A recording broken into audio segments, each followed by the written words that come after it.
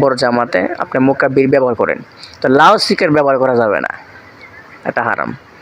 Mic doesn't দেওয়া হারাম, mic doesn't দেওয়া হারাম। এই কারেন্টের ভিতরে আগুন আছে, এই আগুনটা হারাম, নবীজি হারাম করছে।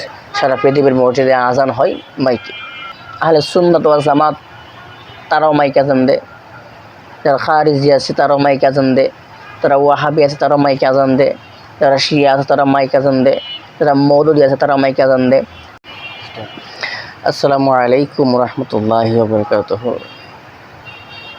আসসালাতু ওয়াসসালামু আলাইকা ইয়া রাসূলুল্লাহ, আসসালাতু ওয়াসসালামু আলাইকা ইয়া হাবিবাল্লাহ, আসসালাতু ওয়াসসালামু আলাইকা ইয়া শাফিউল মুযনিবিন, আসসালাতু ওয়াসসালামু আলাইকা ইয়া রাহমাতুল লিল আলামিন। সম্মানিত দর্শক শ্রোতা যারা আমাকে দেখছেন দেশ এবং প্রবাস থেকে,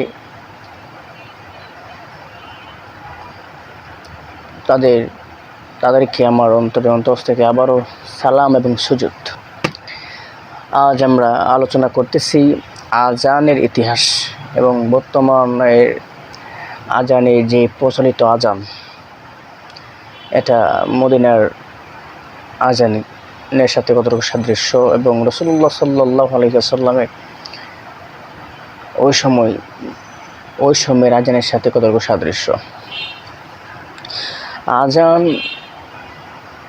অত আহ্বান করা মানুষকে সালাতের দিকে, নামাজের দিকে মানুষকে আহ্বান করে আজান দিয়ে, একটা মাধ্যম। আয়ামে জাহেলিয়া যুগে, তৎকালীন যুগে, বর্বরতা যুগে রাসূল করিম হুজুর পাক সাল্লাল্লাহু আলাইহি ওয়াসাল্লামকে আল্লাহ তাআলা মক্কা নগরে আল্লাহ তাআলা নবীকে পাঠাইলেন, প্রেরণ করলেন। নবী আগমন করলেন মক্কা নগরে। আগমন করার পর রাসূলুল্লাহ সাল্লাল্লাহু আলাইহি ওয়াসাল্লাম আল্লাহর দ্বীন ইসলামটাকে কত কষ্ট করে মক্কা থেকে শুরু করে সারা পৃথিবীর মধ্যে ছড়িয়ে দিলেন, অনেক কষ্ট করে। রাসূলুল্লাহ হুজুর পাক সাল্লাল্লাহু আলাইহি ওয়াসাল্লাম যখন ইসলামকে সারা দেশে ছড়িয়ে দিতে লাগলেন, ওই সময় যখন আস্তে আস্তে দলে দলে অনেক লোক মুসলমান হচ্ছে, ইসলামের ছায়া তুলে দিনের পথে আসছে, তখন 5 ওয়াক্ত নামাজ আল্লাহ তাআলা আমাদের উপর ফরজ করলেন। মুসলমানের মোট ফরজ 130টি, 130টির মধ্যে 5 ওয়াক্ত নামাজ এটা করতে আছে। নামাজ ফরজ করলেন আল্লাহ তাআলা। এখানে আরও অনেক কথা আছে। কোনো আলেম দিন তারা বলে তাদের নামাজ 50 ওয়াক্ত ছিল। তখন মেরাজে গেছিলেন আল্লাহ তাআলা 50 ওয়াক্ত নামাজ নবীকে দিয়েছিলেন। মুসা নবীর সাথে সাক্ষাৎ করার পরে মুসা নবী বললেন, আমার উম্মত এই নামাজ পড়ে না 1 ওয়াক্ত, আর আপনার উম্মত 50 ওয়াক্ত নামাজ কীভাবে পড়বে? আল্লাহ তাআলার কাছে নবী আবার গেলেন, বারবার গিয়ে 45 ওয়াক্ত গিয়ে কমাই আনলেন, 5 ওয়াক্ত নির্ধারিত করে আনলেন। আল্লাহ তাআলা বললেন, আপনার উম্মত যদি 5 ওয়াক্ত নামাজ জামাতে আদায় করে, তাহলে আমি আল্লাহ 50 ওয়াক্ত নামাজের সওয়াব তার আমলনামায় দিব।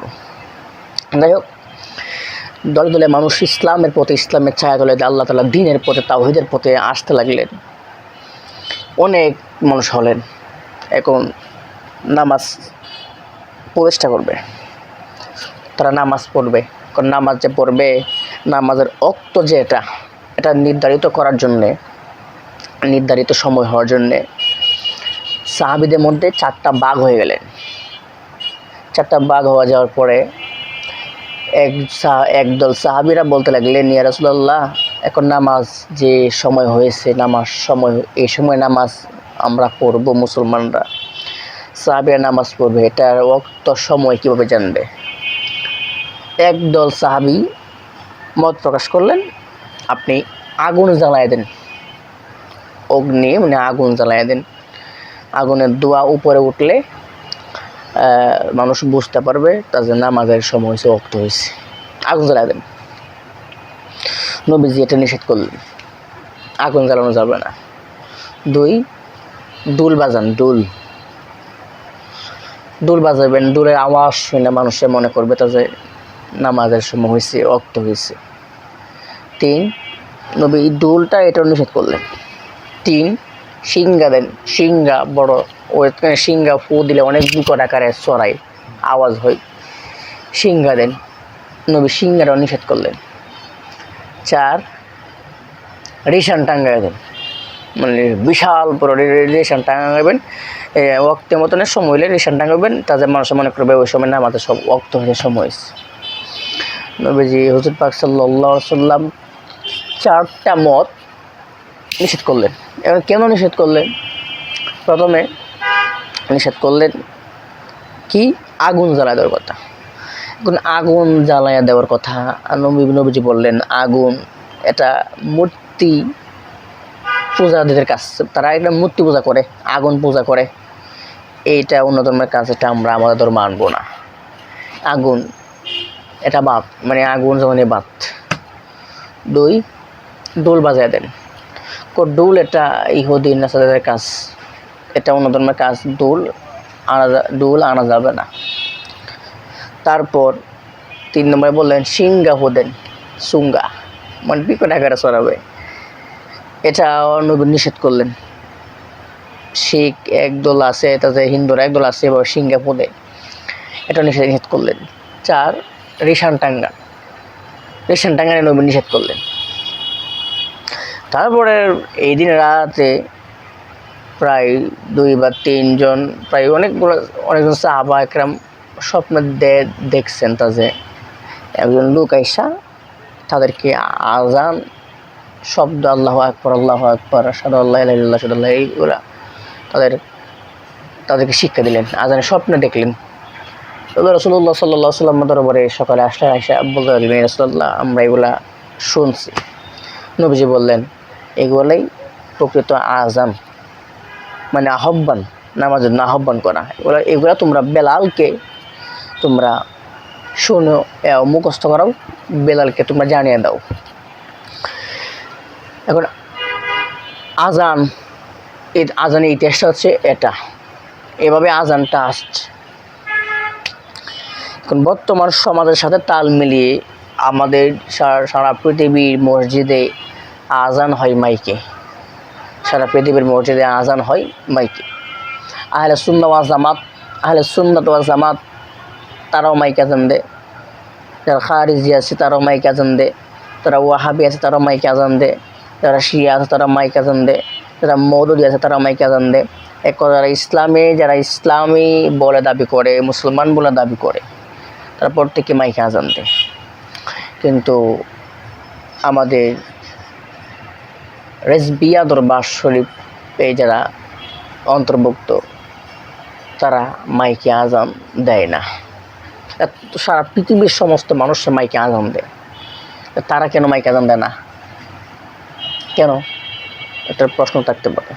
মক্কা মদিনা মসজিদুল আকসা যত কিছু আছে সবাই মাইকে আজান দেয়। আল্লামা গাজী আকবর রিজভী রহমতুল্লাহ আলাই উনি বলেছেন তাদের কি আগুন, মাইকে প্রথমে আগুনের কথা উল্লেখ করছেন, সিংহের কথা উল্লেখ করছেন, ডুলের কথা উল্লেখ করছেন, রেশানের কথা উল্লেখ করছেন রাসূলুল্লাহ সাল্লাল্লাহু আলাইহি ওয়াসাল্লাম। কিন্তু আকবর রিজভী রহমতুল্লাহ আলাই মানুষের প্রেম, এক একজনের প্রেম এক এক রকম হইতে পারে।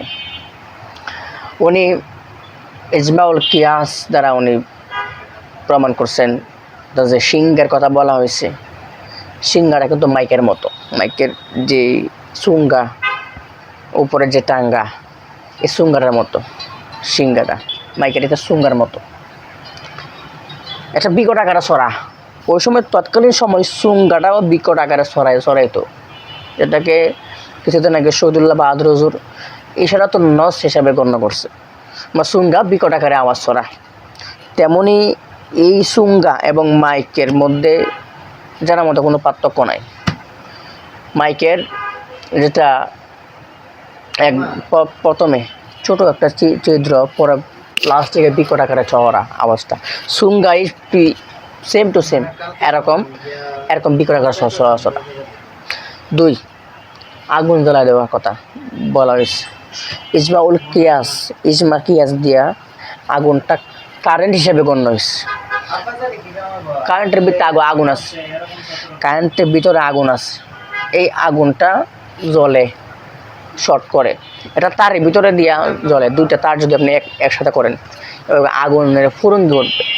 এই আগুন দিয়া, এই কারেন্ট দিয়া আপনি মাইক চালান, ইজমা কিয়াস দিয়া এই কারেন্টের ভিতরে আগুন আছে, এই আগুনটা হারাম, নবীজি হারাম করছে। এটা ইজমা কিয়াস দেয়, এই কারেন্টের ভিতরে এটা আগুনটা আছে, ইজমা কিয়াস দেয়, এটা হারাম, মাইকটা কিন্তু হারাম। দুল বাজানি, দুল তো আর মসজিদে বাজানো হারামই। যখন আপনার মুয়াজ্জিন সাহেব মাইকে আজান দিবে, এই আজানের সময়ে দেখবেন এর আগে আপনার মাইকের যে একটা ব্লুটুথ বা মাইক্রোফোন, এটার মধ্যে এভাবে মানে আঘাত করে, এই আঘাতটাকে মাইকে ধপ ধপ করে শব্দ হয়। এটা ডুলের নেওয়াজ, ডুলের মতো এই আওয়াজটা শব্দ হয় মাইকে। এটা তো ইজমা কিয়াস দিয়ে ডুল প্রমাণিত হয়েছে। আবার যেটা আপনার রিশান, মাইকটা অনেক আগায়ের মধ্যে টাঙ্গায়, এটা রিশানের নেই, এটাও হারাম। কিন্তু সারা বাংলাদেশে আহলে সুন্নাত জামাতের রেজবি আদরবাস শরীফের মাইক আজান দেয় না, এটা হারাম। এই 4টা প্রমাণ দিলাম। এই জন্য এটা মাইক দিয়া আমরা আজান দিই না, মাইক দিয়ে আজান দেওয়া হারাম। এবং আজান শুনলে আজানের উত্তর দেওয়াটা ওয়াজিব হয়ে যায়, আর ওয়াজিব তরফ করা কবিরা গুনাহ। একটা ব্যক্তির, একটা মানুষের প্রতি আজানের উত্তরটা শুনলে ওয়াজিব, উত্তর দিতেই হবে, আজানটা শুনলে উত্তর দিতেই হবে। এখন আপনি যদি একটা বাইরে কাজে দেখেন আর রাস্তায় থাকেন, মাইক দিয়ে আজান দিলে বিকট আকারে 3-4 এলাকা মহল্লা চড়াই, আওয়াজটা চড়াইলে আপনি রাস্তায় হাঁটতেছেন, কথা বলতেছেন, আজান হইতেছে কিন্তু আপনার কোনো খেয়াল নাই, তো আপনি তো আজান শুনতেছেন কিন্তু আপনি শুনে আজানের উত্তরটা আপনি দিতে পারতেছেন না, এই জন্য আপনি কবিরাগুলো করলেন। আর অনেক প্রমাণ আছে। দ্বিতীয়টা, লাউড স্পিকারে নামাজ পড়া। লাউড স্পিকারের কারণে মুকাব্বিরের সুন্নাতটা বিলুপ্ত হয়ে গেছে। আমরা জানি রাসূলুল্লাহ সাল্লাল্লাহু আলাইহি ওয়াসাল্লাম বড় জামাতে লাউড স্পিকার ব্যবহার করতেন। এখন আপনি যখন মসজিদে আপনি নামাজ পড়ান, আল্লাহ তাআলা কোরআনে একটু সূরা আলে ইমরানে না সূরা আম্বিয়াতে মনে হয়, যাই হোক এটা আমার খেয়াল নেই, অন্য ভিডিওতে বলবো। সূরা আম্বিয়াতে মনে হয় আপনার আল্লাহ তাআলা বলছে, তোমরা নামাজের সুর উঁচু করিও না, নিচু করিও না, মানে মধ্যম পন্থায় রাখো। আপনি যখন লাউডস্পিকার নামাজ পড়াইবেন, লাউডস্পিকার নামাজ পড়াতে আপনার আওয়াজটা বিকট আকারে হবে, তাহলে তো আল্লাহর কথা আপনি মানলেন না। লাউডস্পিকার নামাজ পড়লে মুকাব্বিরের সুন্নাতটা আপনার বিলুপ্ত হয়ে যাবে, আপনার মুকাব্বির নাই, মাইক দিয়ে লাউডস্পিকার নামাজ পড়ছেন, এই জন্য লাউডস্পিকারও নামাজ পড়ে হারাম, একটা জায়েজ নাই। বড় সুন্নতে, বড় জামাতে আপনি মুকাব্বির ব্যবহার করেন, তো লাউডস্পিকার ব্যবহার করা যাবে না, এটা হারাম। আজকে এতটুকু আলোচনা করলাম। সামনে এই আলোচনার কমেন্টে যারা মানুষে কমেন্ট করে, আমরা এই কমেন্টগুলো শুনবো, কমেন্টগুলো শুনে এই আলোচনা আরেকটা রিভিউ দিব ইনশাআল্লাহ সামনে। আমার কথা যদি কোনো ভুল হলে ক্ষমা করবেন। আমার বন্ধুর মোহাম্মদ কাউসার চ্যানেলটা সবার সাবস্ক্রাইব করবেন এবং সাপোর্ট করবেন, কমেন্ট করবেন। আসসালামু আলাইকুম রহমতুল্লাহ।